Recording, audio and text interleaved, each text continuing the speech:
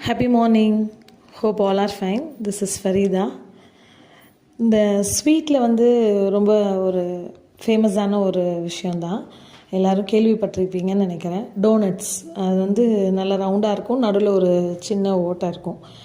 So அது வந்து ரொம்ப பல பிள்ளைங்களும் சரி பெரியவங்களும் சரி ரொம்ப விரும்பி சாப்பிட்ற ஒரு ஸ்வீட்டு. அதில் வந்து ஒரு ஹோல் இருக்கும் நடுவில்.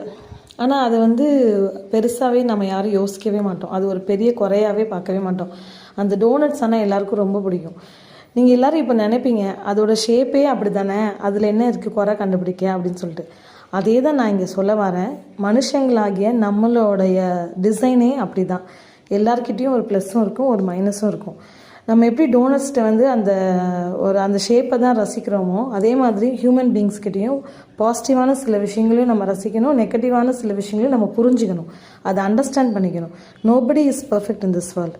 So every one has plus and minus. அதை அக்செப்ட் பண்ணிவிட்டு மூவ் பண்ணிட்டு போகிறது தான் ஒரு best life. That's 1 minute. See you tomorrow.